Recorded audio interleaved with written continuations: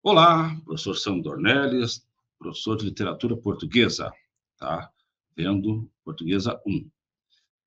Na aula de hoje, nós veremos a unidade 2, tá? A gente vai tratar sobre as características e formas da poesia trovadoresca, tá certo? No módulo 1, a gente fez a introdução e, como a gente comentou no módulo 1, a gente deve acompanhar, além das aulas gravadas, a gente tem que ter à nossa disposição um material disponível, que são os livros online, tá certo?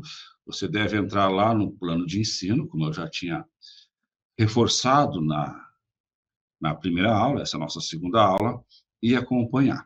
Nós temos que fazer os exercícios, depois das provas, as questões, todas elas estão ou no livro ou aqui nos nossos slides que vocês recebem. Tá? Mas muita coisa que a gente comenta aqui complementa, tá? São importantes para vocês. Certinho? Vamos lá? Então, a gente vai falar, pessoal, sobre o quadro histórico dos trovadores galego-portugueses, tá? Foi dividido em gerações. A primeira geração, tá, dos primórdios de João Soares de Paiva. Quando tem um ponto de interrogação assim, tá certo? Não se tem muita certeza se é 1196, um ano a mais, um ano a menos, até 1217, tá? O retorno de Garcia Mendes do eixo do exílio em Leão. A segunda geração, de 1217 até 1240, tá? É do início do mecenato de Afonso, futuro Afonso X, o Sábio. Depois a gente vai especificar mais um pouquinho o que é cada um, tá? Seguindo aqui nos períodos, o período alfonsino, que é de 1240 a 1284, até a morte de Afonso X.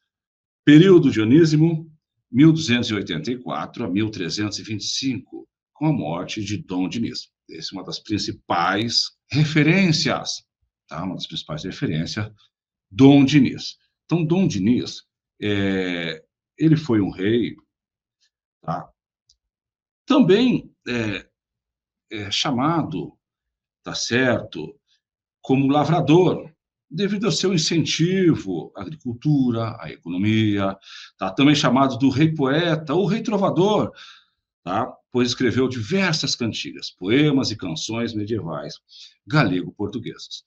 Dom Dinis também, tá, durante seu reinado, tá, fortaleceu o Estado português, tá, ajudando na sua consolidação, impulsionou a economia, a cultura e a agricultura, tá? Estabeleceu a fronteira perto, tá, dos limites atuais, tá certo? Entre as suas principais realizações, tá, destaca-se a criação da primeira universidade portuguesa em Lisboa, tá? E logo depois transferiu para o Porto. Também é importante na sua gestão, no seu reinado, o incentivo à marinha portuguesa e a fixação das fronteiras do país com o Tratado de Alcanísio, tá? Então, esse período de Dom Dinis, bem importante na época do trovadorismo. Aí o período final, que é de 1325 até 1354, com a morte de Dom Pedro, tá? O Conde de Barcelos, tá? Então, um pouquinho aqui do histórico, tá? Aqui uma foto de Dom Dinis, rei de Portugal, de 1284 a 1325, com algumas características até que eu já passei para vocês. Vamos falar um pouquinho sobre a introdução da poesia trovadoresca, tá? A poesia lírica, que fala mais de poesia amorosa, né? Difundida na Península Ibérica, do século XII ao século XIV. Península Ibérica, lembrando, tá? Ela é constituída o que nós temos hoje, Portugal e Espanha. Na época, era dividida em diversos reinos, tá? Mas só para a gente ter uma visualização melhor, para a gente entender, tá? A Península Ibérica, o que é hoje Portugal e a Espanha, tá?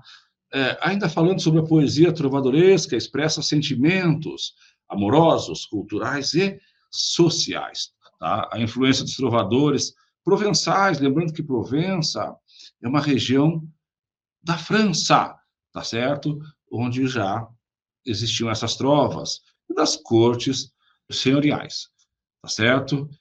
Manuscritos e cancioneiros são as principais fontes da poesia trovadoresca. Aqui nós temos, né, trovadores, tá, com uma espécie de banjo aqui, e era realmente isso, tá certo?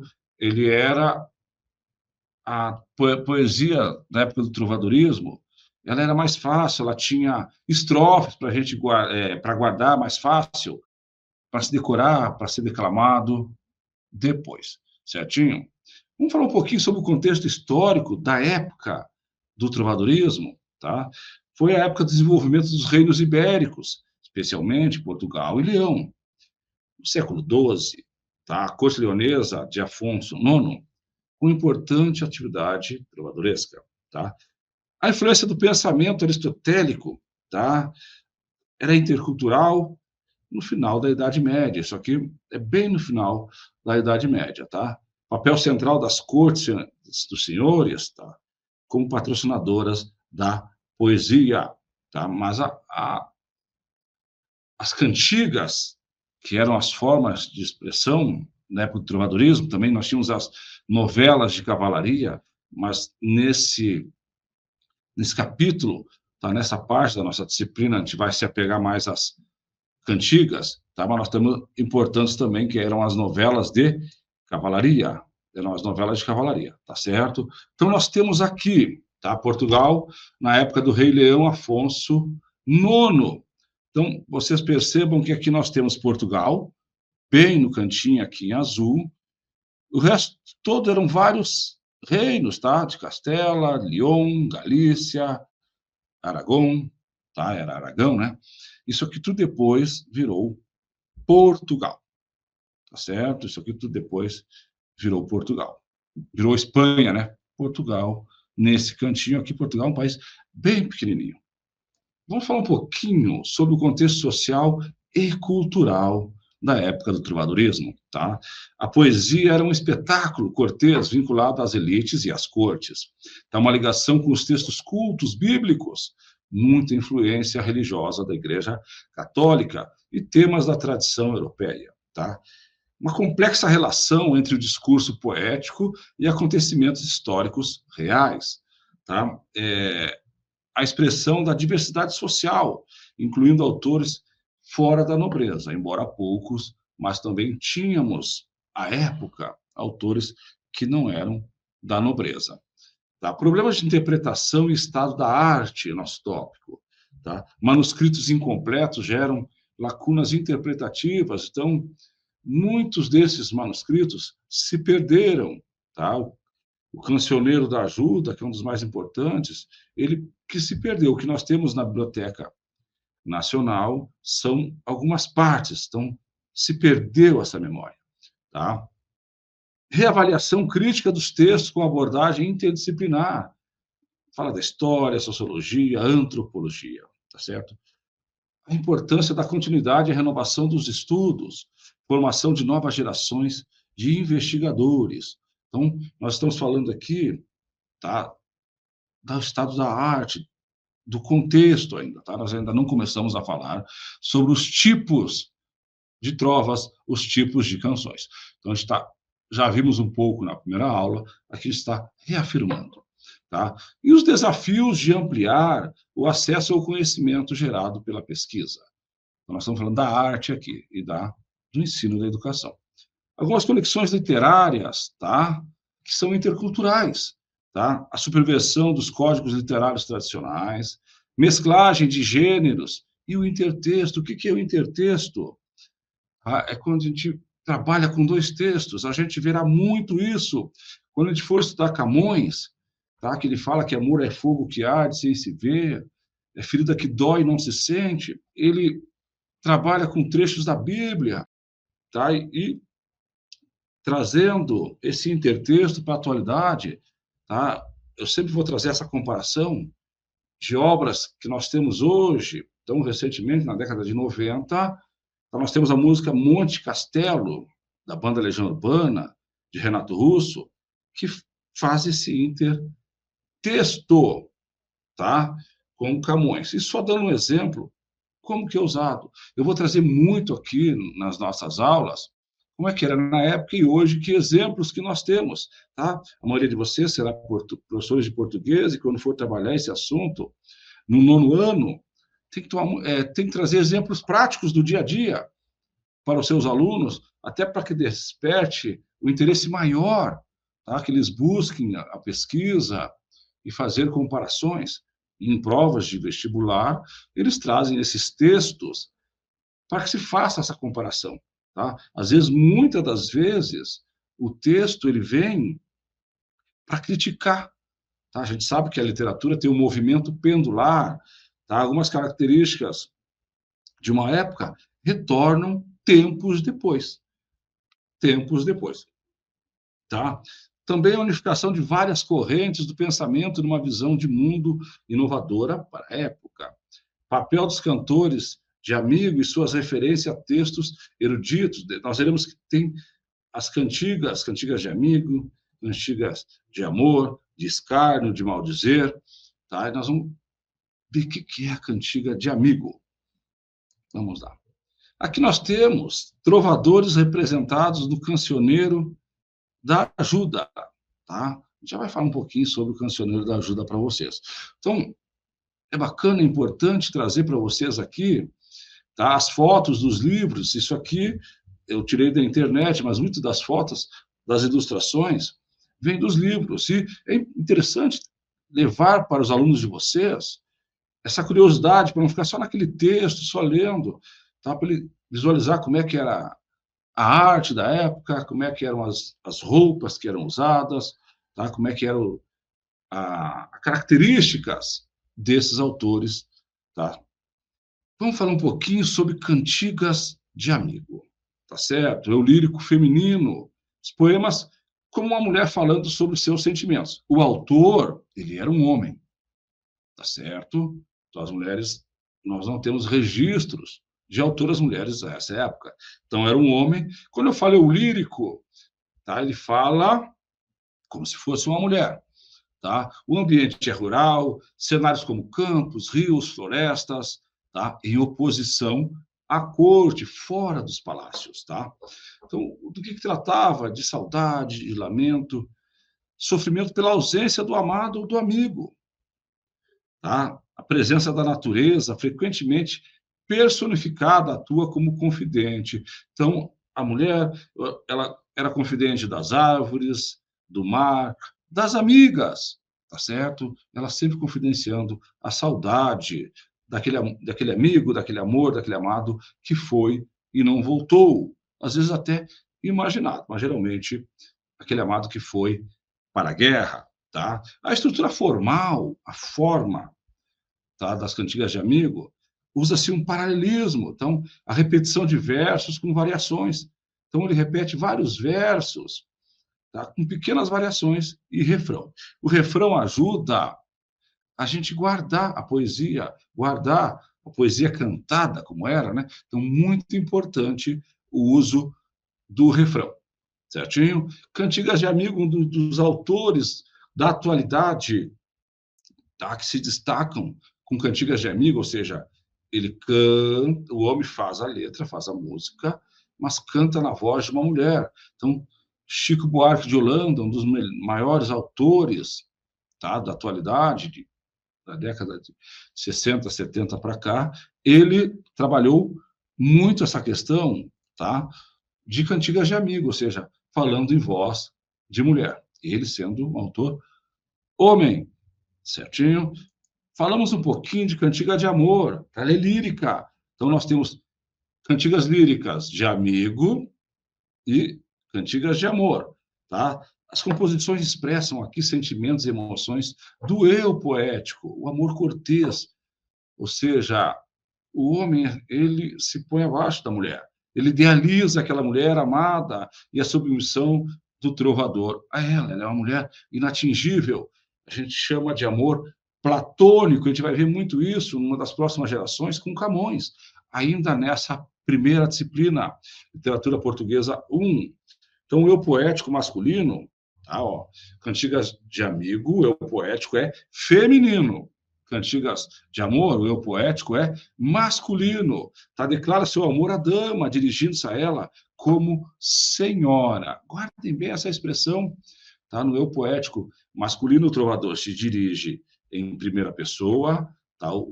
Os pronomes e os verbos eram conjugados em primeira pessoa, tá? E se dirige à pessoa amada como senhora. Uma posição submissa, se coloca em uma posição de vassalagem, tá? Expressando sofrimento e desejo não correspondido, tá certo? A cantiga de amor é mais na questão do platonismo mesmo. Então, não se corresponde. A dama, a mulher, ela é inatingível, tá? É retratada como inatingível, ela distante, perfeita, aumentando o sofrimento daquele trovador, daquele cantor. Muito importante isso. Então, guardando aqui diferenças da cantiga de amigo, o eu lírico feminino, cantiga de amor, o eu lírico masculino, tá? O ambiente rural, tá? Cantiga de amigo, a saudade, o lamento, o sofrimento, a falta, a ausência daquele amado que foi para a guerra, provavelmente, tá? Ou que já não volta mais, ou que já morreu. Isso na cantiga de amigo. Na cantiga de amor, tá? A cantiga lírica também são sentimentos e emoções do eu poético, só que aqui o eu poético é um homem que se põe na situação de vassalo, de um amor inatingível, por uma senhora. Assim ele se manifesta, tá? As cantigas satíricas agora, tá? Nós vimos as cantigas líricas, que é de amigo, tá? E de amor, e as cantigas satíricas, tá? Então criticam de forma indireta, através de ironia, trocadilhos e ambiguidades, tá? O alvo da crítica, ele não é nomeado, tá? Ele não é nomeado, é uma diferença para de mal dizer, mas a mensagem é transmitida através de sugestões e muito duplo sentido, tá certo? Então, fulano teria, um exemplo, né? Ele fala sem dizer quem é, tá certo? É uma cantiga que elogia uma pessoa feia, velha, louca, usando a ironia, tá? Para criticar a sua aparência e comportamento, e para não ser, como a gente fala hoje, né? Para não ser cortado, né? Então, cantigas de escárnio, tá? É uma cantiga satírica. Nós temos as cantigas de maldizer, são diretas e agressivas, tá? Uma linguagem explícita, ofensas e palavrões de forma direta, tá certo? Então, o alvo da crítica é nomeado e a mensagem é transmitida de forma clara e sem ambiguidade. Então, comparando de escárnio e maldizer, tá? Um exemplo, uma cantiga que critica abertamente a falta de talento poético de um trovador, usando termos pejorativos, tá certo? Então, olha onde, pessoal, a gente tem que consultar, tá? Onde é que tem, além dessa aula, desse slide, onde é que a gente tem que procurar as nossas referências, tá certo?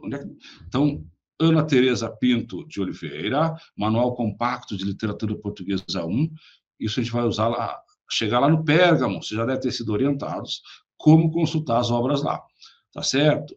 Márcia Matos de Sanches, tá? Literatura Portuguesa 1. Então, todas essas obras estão à disposição de vocês na plataforma da nossa biblioteca. Então, vamos lá, vamos dar mais uma olhadinha aqui, tá? No que a gente viu aqui. O mais importante da aula de hoje é a gente saber diferenciar os tipos de cantigas. De amigo, tá? São do tipo poesia lírica trovadoresca, caracterizadas por um eu lírico feminino que expressa sentimentos de amor, saudade, lamento pela ausência do amado, embora tenham sido escritas por homens, tá? Isso é importante a gente guardar. Ela se distingue das cantigas de amor, nas quais o eu lírico é masculino.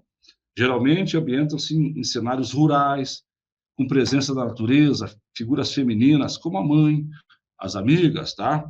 Então, repetindo, é o lírico feminino, tá? O poema constituído como se fosse uma mulher a falar sobre os seus sentimentos, tá? O ambiente é rural, ele se passa em ambientes como campos, rios, florestas, e não na corte, tá? Como é nas cantigas de amor, saudade e lamento.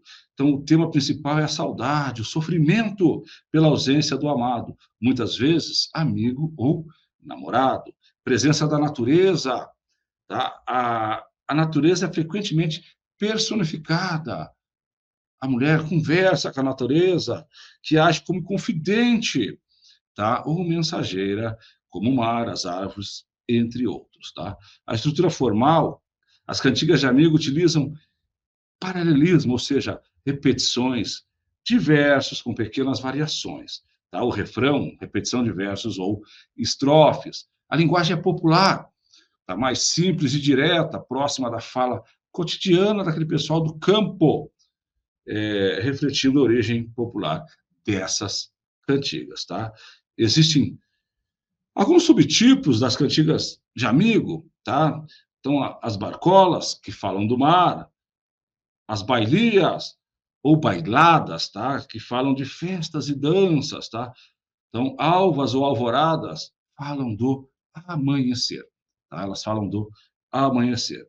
Então, alguns exemplos das obras, tá? Ondas do Mar de Vigo, tá? Uma famosa cantiga de amigo em que a mulher pergunta ao mar sobre o seu amigo. Cantigas de Martim Codax, um dos trovadores mais conhecidos por compor cantigas de amigo. Cantigas de Dom Diniz, que a gente já falou na aula de hoje, tá? Também compôs cantigas de amigo, além de cantigas de amor.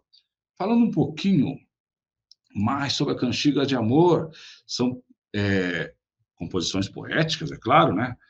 Trovadorescas, em que o trovador expressa um amor idealizado, platônico, por uma dama, geralmente posição social superior a essa dama. Tá? Estas cantigas seguem o modelo do amor cortês, onde o trovador se coloca numa posição de submissão e devoção à sua amada, que muitas vezes é inacessível, aquele amor impossível, tá, de ser realizado. Algumas características, lírica, né? São expressam sentimentos e emoções do eu poético. Amigo, eu poético é feminino, cantiga de amor é o poético masculino, tá? O trovador se expressa em primeira pessoa, tá? Declara o seu amor à dama, dirigindo a ela como senhora. Guarde essa palavrinha que ela é importante. Na posição submissa, e a dama é inatingível, tá certo? Então, uma das cantigas mais importantes de Paio Soares, Taveirós, tá? Considerada uma das primeiras cantigas de amor em português, é a cantiga da Ribeirinha, tá? Uma das mais importantes. As cantigas de amor foram influenciadas pela poesia trovadoresca provençal, a região de Provença, onde é hoje a França, uma parte da França. Então, eram vários reinos que foram se unindo e formando países no sul da França. A poesia trovadoresca galego-portuguesa, que era o dialeto falado na época, os primeiros textos em português que nós falamos hoje começam com Camões, tá? Nós já tivemos diversas. A língua é móvel, a língua portuguesa é móvel. Então, começou com Camões, um dos maiores sonetistas da língua portuguesa, e tivemos diversas mudanças, tá? Tivemos uma mudança em 71, depois tivemos outra mudança em 2009, tá? Onde a língua portuguesa, entre os países de língua portuguesa, é a mesma. Claro que em cada um fala-se, tem algumas características, mas com acordo ortográfico, tá? A nova ortografia teve algumas mudanças, e vocês que vão trabalhar, professores de português, tem que tomar muito cuidado, que alguns de vocês foram alfabetizados e formados na língua antiga, tá? Antes do acordo ortográfico, na ortografia antiga. E as principais mudanças que nós tivemos foi na acentuação e principalmente no uso do hífen, tá? Principalmente no uso do hífen. Então, muito cuidado, tá? Até quando for ensinar o aluno de vocês, ensinar o que hoje, tá? O que já mudou, não interessa mais para nós, né? Então, temos as cantigas de escárnio, tá? Que é uma crítica de forma indireta, irônica, alguns trocadilhos e ambiguidades sem identificar a quem está se destinando, tá? ele não é nomeado, né? Um exemplo é uma cantiga que elogia uma pessoa feia, sendo irônica, né? Uma pessoa velha, uma pessoa louca. E as cantigas de maldizer, aí sim, além de ter ofensas e palavrões, eles vão direto ao assunto, falam o nome da pessoa, tá? Abertamente, principalmente a falta de talento poético e a desonestidade da pessoa que é criticada.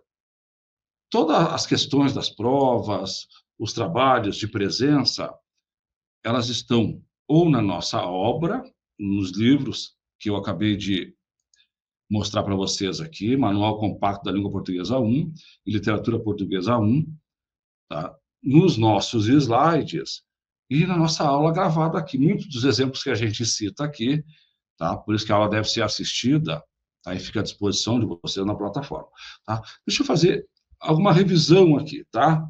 Bom, vamos falar um pouquinho sobre a poesia trovadoresca para finalizar nossa aula, tá? Na Idade Média, então, inspirada na poesia provençal, que é uma região da França, essas cantigas trovadorescas são consideradas as primeiras manifestações literárias de Portugal. O movimento literário em que elas surgiram ficou conhecido como trovadorismo. Perfeito, até aqui tranquilo, né? Sobre o trovadorismo, podemos afirmar que em Portugal as cantigas trovadorescas são classificadas em cantigas líricas e cantigas satíricas, tá? As cantigas líricas, cantigas de amor e cantigas de amigo, e as cantigas satíricas, as de escárnio e de maldizer. Então, a poesia trovadoresca medieval, tá? A transmissão dela é oral e mnemônica. O que é mnemônica? Eu uso aquele refrão, mnemônica é tipo um macete, né? Uma dica. Então, o refrão, ele é usado para você ir gravando a música. Muitas músicas hoje que a gente vai repetindo o refrão, tem essa tendência, tá certo? Marçal de Moisés, tá? Que é um dos autores que tem na nossa bibliografia, mas esse livro, como ele é físico e tem na biblioteca, quem tiver curiosidade, pode pegar, mas a gente não vai cobrar dele, mas a gente pode trazer aqui para vocês o que ele destaca, tá? Ele fala um pouquinho sobre Paio Soares de Taverola, autor da cantiga mais antiga que tem registro, tá certo? Autor, e fala de Dom Diniz também, autor de aproximadamente 140 cantigas, entre líricas e satíricas. João Garcia Guilhard escreveu 54 composições, líricas e satíricas, tá? Tudo isso aqui eu estou fazendo uma comparação. Mas o que interessa para nós aqui é falar de Gil Vicente, que vai aparecer na sequência, tá? Que foi autor de representações cheias de improvisos, que já são previstos também, né? São ricas, densas e variadas. Falando um pouquinho também, tá? O termo cantigas, quando ele fala cantigas de amor, cantigas de amigo, tá? Esse termo reflete a natureza cantada e musical da poesia trovadoresca galego-portuguesa. Então, importante a gente guardar também isso, tá? Com o avanço da escrita, tá? Diminuiu a importância da percepção oral, tá? E favoreceu a especialização entre poesia e música. Então, à época, a maioria da Europa era analfabeta, tá? Poucos tinham acesso ao estudo, tá? E naquela época estudava coisas diferentes, temas diferentes que estudamos hoje, mas a maioria da Europa era analfabeta. Lembrando que o Brasil ainda não tinha sido descoberto, né? Foi antes de 1500. A gente pode falar o seguinte: cantiga de amor, o tema principal, o amor não é correspondido. Na cantiga de maldizer, são sátiras indiretas, não explicitando o nome, né? Na cantiga de escárnio, presença de agressões verbais e de muitos palavrões, tá? Só fazendo uma revisão do que a gente viu na aulinha de hoje. As cantigas de amigo são geralmente escritas do ponto de vista feminina e expressam sentimentos de amor e saudade. Tá? O eu lírico tá nas cantigas de amor, sempre masculino, expressa um amor não correspondido ou idealizado, muitas vezes no tom de lamentação. Tá? Os tipos de cantigas trovadorescas são líricas e satíricas. Tá? Só revisando um pouco do que a gente viu na aula de hoje. Tá? Nas cantigas de amor, a mulher é retratada como inferior e serviu ao homem, assume a posição de poder e poema? Não, tá? A mulher, embora as cantigas de amor muitas vezes apresentam o sofrimento do homem por uma mulher difícil, distante, a mulher não é descrita necessariamente como inferior, ela é venerada, ela é chamada de senhora, tá certo? Característica da poesia trovadoresca, importante também. A gente viu na aula de hoje também, as cantigas de escárnio usavam linguagem indireta, o humor é sutil, tá? Para criticar pessoas e situações, evitando aquelas ofensas diretas, né? Para não ser cancelado na linguagem de hoje. Já de maldizer, as críticas são diretas, tá? Explícitas, sem rodeios, mostrando um tom agressivo e depreciativo. Perfeito? Então, escárnio e maldizer faz parte da literatura trovadoresca medieval, que são exemplos de poesia satírica. A de amigo e de amor são líricas, tá certo? São cantigas líricas, tá? Então, líricas e humorísticas, tá? A tradição poética trovadoresca incorporou efeitos e adaptações da poesia métrica latina. Então, sempre tem uma inspiração, tá certo? Adaptando as necessidades do verso do galego português, do vernáculo galego português, tá certo? Então, falando um pouco sobre a configuração visual, no Cancioneiro da Ajuda, são um exemplo de acompanhamento musical, tá? Completo, detalhado do texto poético. Então, Cancioneiro da Ajuda, para quem puder pesquisar, dá mais uma lida. O Cancioneiro de Ajuda, ele é uma das obras mais importantes dessa época, tá bom? É a mais antiga coleção de poesia, né? Trovadoresca. Ele tem cerca de 310 composições reconhecidas, tá? O nosso Cancioneiro da Ajuda.